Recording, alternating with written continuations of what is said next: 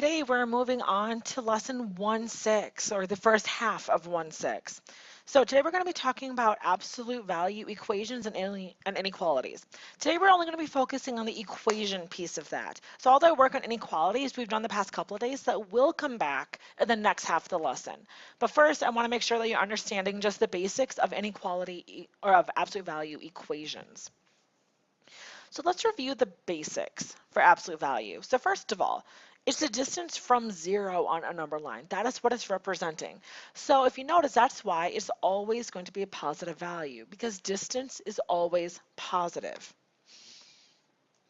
So, or you can write that as non-negative. So for example, for numbers, the absolute value of 4, well, if it's already a positive number, it doesn't even change. Okay, it would just be 4. So, but the absolute value of negative 4, again, we're talking about the distance from 0.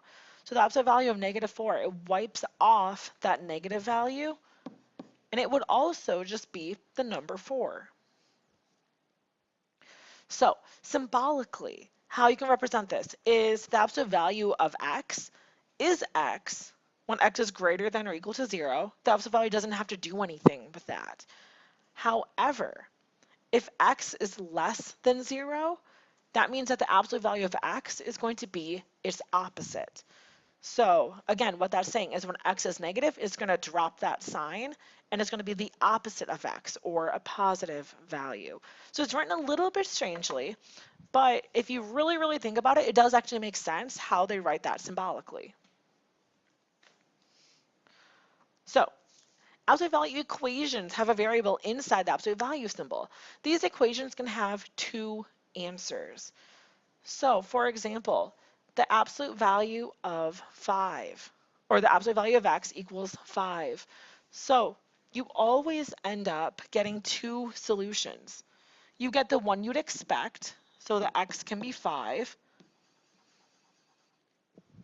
but you also get its opposite. X could also be negative 5, because if you put that negative 5 in the absolute value, boom, now it's positive, and you get the same thing. So for all of these absolute value equations, you are going to be getting two solutions, because you have to break up that absolute value for a positive and for a negative value. So let's take a look at what this means for some true equations.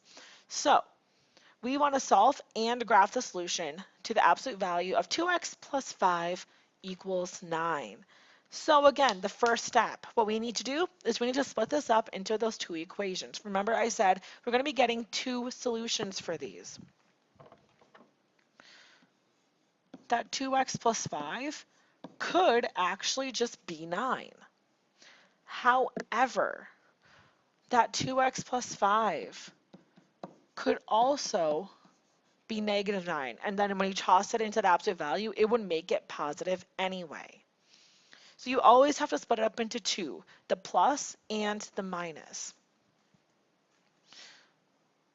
Step 2, you need to solve each equation. So we need to solve these independently of each other. Now the steps are usually pretty similar, because the only difference is a negative. So I'm going to subtract 5, so 2x equals 4, divide by 2, so x equals 2. And over here, when I subtract 5, 2x equals negative 14. Divide by 2, x is going to equal negative 7. Now I'm having you graph these today simply because it's a nice lead-in to what you're going to have to do in the next half of the lesson when we're talking about inequalities. But there's nothing really that interesting to graph because they're just equal. They are just actually those 2 points. So when you're dealing with an absolute value equation, you're literally just getting those 2 points as solutions, okay? Nothing else. So I want you to see how that changes in our conversation when we start dealing with inequalities in the future. And then it's always a good idea. You can go back and you can always check your solutions. Okay, so we started with 2x plus 5 equals 9. So I'm going to plug both of those solutions in to show myself that it works. All right, I'm going to plug in the 2 and see what I get. Well, 2 times 2 is 4. So 4 plus 5, 9. So that one checks out. I got what I should have. Let's check out the negative 7. So 2 times negative 7 plus 5. Let's see what we get. Negative 14 plus 5, absolute value of negative 9. Absolute value of a negative, we'll drop that sign, give me 9. That checks out too. So for all of these, in your homework, on the test if you have extra time, it's always a good idea, double check your work to make sure that you're doing these right, doing these properly. All right, let's get some more practice here. Now, one big thing here before you even consider splitting up these equations is I need the absolute value alone. Okay, I need to isolate the absolute value before I can split up the equation. So we need to take this equation and get the absolute value by itself. Remember, that's going to be done in the order of PEMDAS. Now, you may be wondering, what are you talking about? So let me show you. This negative 1 that's outside of the absolute value, I need to get that away from it. So anything that is outside the absolute value needs to be dealt with first.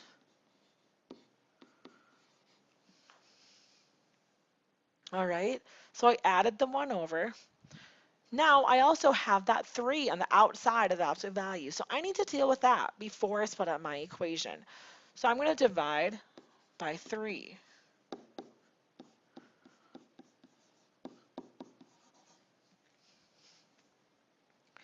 Now I have my absolute value all by itself. I've isolated it, so I'm ready to split my equation.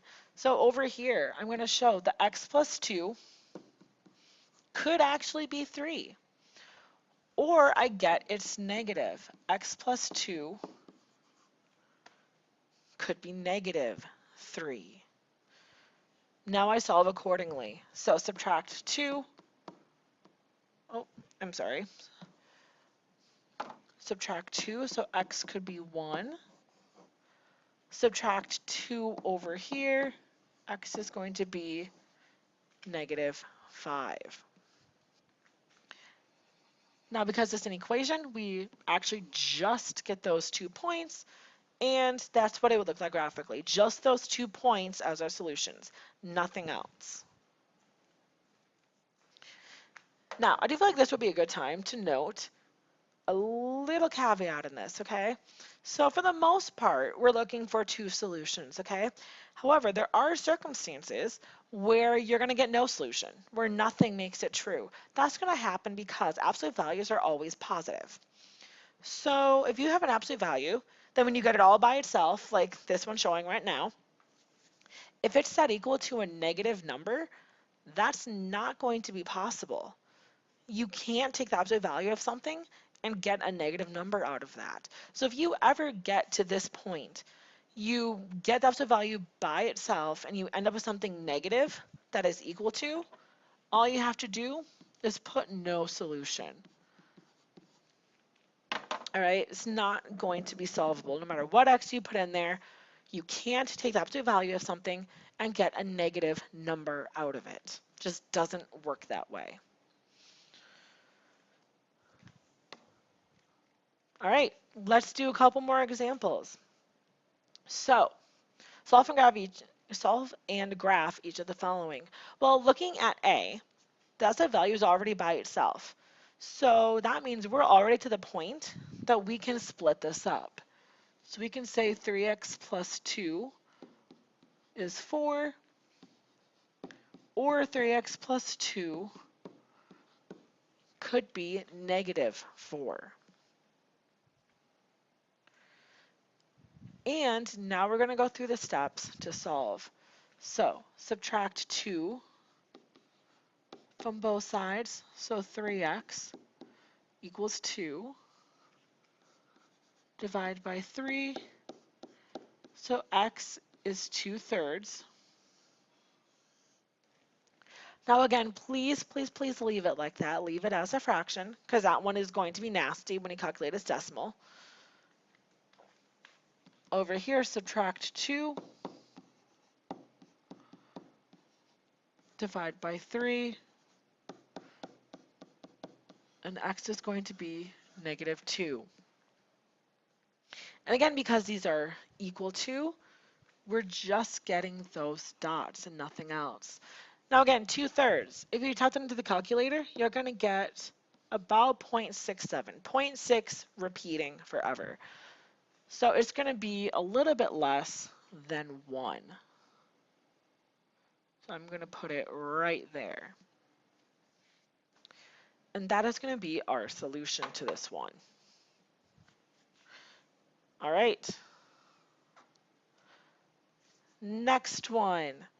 Now this one, the absolute value, is not by itself. So this one, we're going to have a little bit of work to do first. We're going to deal with everything outside of the absolute value, again, thinking in that reverse PEMDAS order. So I'm going to subtract 3 off. You always deal with the addition and subtraction first.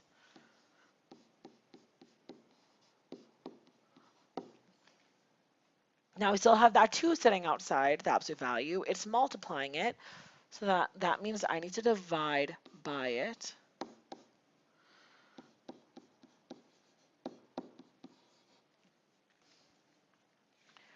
And now I'm ready. I have my absolute value by itself. So now I'm ready to split up into 2 equations, the negative and the positive. So subtract 9 from both sides. Here, 2 minus 9 gives me a -7. Here, if I subtract 9 from both sides, -2 minus 9 more will give me -11. So -7 is a solution. I'm going to need one more tick mark for -11.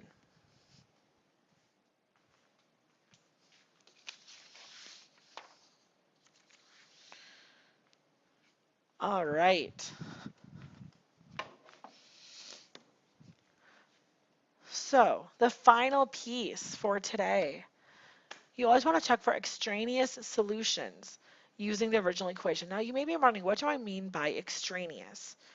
When I use the word extraneous, what I'm talking about are solutions that don't work when you put them back in the original problem, okay? You're going to come across this term quite a few times throughout this course, the idea of an extraneous solution, one that doesn't work when you put it back in the original problem. Now, these extraneous solutions happen when you have a variable both inside and outside the absolute value. That's where this really starts coming into play. Okay, so that's when you need to check it. When the variable is both inside and outside the absolute value. So you may want to make a mental note of that. That's when you really have to check for these. You have to really be careful. Now, the nice thing is, in both of these examples, the absolute value is already by itself, okay? And the reason I'm doing that is, again, we have some more work later on in the problem, so I don't want to make these too overly complicated for you. So we're ready to split this up. So we have that 3x plus 2 actually equals the 4x plus 5. But we also have where that 3x plus 2 is the opposite of that 4x plus 5. Now, I want you to note how I wrote that, okay? How I put that expression in parentheses with the negative. I'm going to get back to that in just a moment, but that is very critical. That is very important in this circumstance. So let's go back. Let's solve that one on the left. So I see that my variable is on both sides of my equation. So I have to subtract it off to get it together. So 4x minus 3x. 4 minus 3 is just 1x. Now I have to get that 5 away from my x, so I'm going to subtract 5 from both sides. I'm going to get x is negative 3. And on the right-hand side, so here again, I put that negative outside of parentheses for the reason that I need you to remember the whole thing is influenced by that negative, and that parenthesis will help remind you that you are dealing with distributing that negative, okay? That is absolutely important that you remember. And now, once again, I notice I have my variable on both sides of the equation. So I'm going to add 4x. So I get 7x plus 2 equals negative 5. Going to subtract 2 from both sides. So 7x equals negative 7. Divide by 7 and you get x is negative 1. All right, now I said in this case, there are some extraneous solutions possible when you start with a variable both inside and outside of the absolute value. Now, let me show you why that happens. Okay, so I'm going to check this negative 3 first. All right, so I'm going to put that back in the original problem. So 3 times negative 3 plus 2 equals 4 times negative 3 plus 5. So I'm going to check this out. So over here I get negative 9 plus 2. Here negative 12 plus 5. Now hopefully you're seeing a problem with this. Okay? The absolute value of negative 7 is not negative 7. This one didn't work out. Okay? When I put the number back in the original problem, it didn't work. So if that's the case, what I want you to do is I want you to put an X through it. I don't want you to erase it. I want to see that you got it. But I want you to show me that it's not true. So I want you to just put an X through it to show me that you know it is not a legitimate piece of the solution. And now let's check our other one. So 3 times negative 1 plus 2 equals 4 times negative 1 plus 5. So here we have negative 3 plus 2, negative 4 plus 5. So absolute value negative 1 does equal 1. So this one does check out. So that is going to be our true solution to this equation.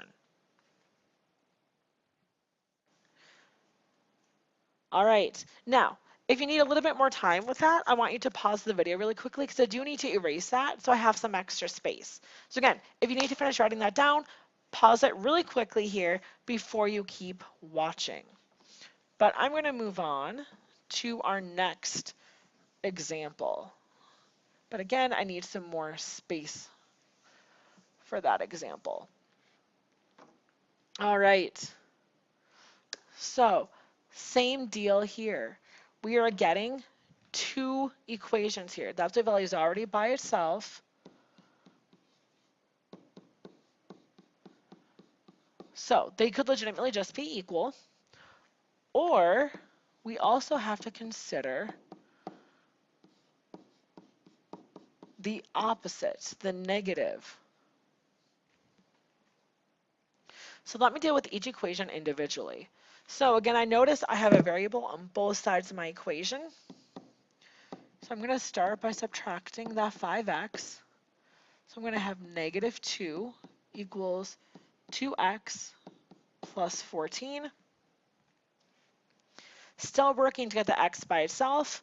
So I need to subtract off that 14. Negative 16 is equal to 2x. Divide by 2.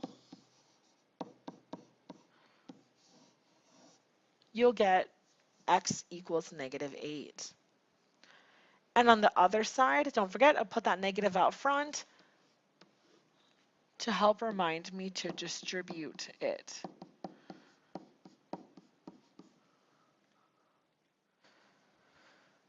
All right, so I'm going to add the 7 over. I need to combine those x's. So I'm going to get 12x minus 2 equals negative 14. Add 2 to both sides, so 12x equals negative 12, and divide by 12. So x equals negative 1. And now I need to check both solutions, all right? Because again, I'm starting with a variable both inside and outside of the absolute value, so I'm going to check those out. So let's start with the negative 8.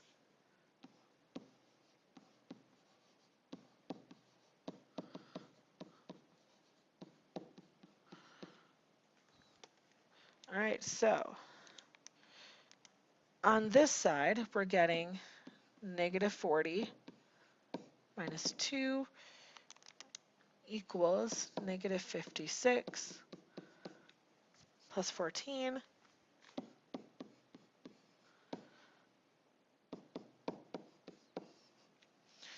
All right, so here we have that same issue we ran into last time, right? The absolute value of negative 42 is not negative 42. So what that means is this is not a solution to that absolute value. It is an extraneous solution. Doesn't work. However, we should still check the other one to make sure. Oh, there we go.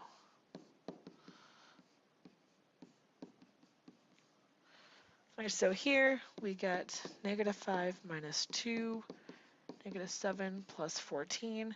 So absolute value of negative 7, is it actually 7? The answer is yes.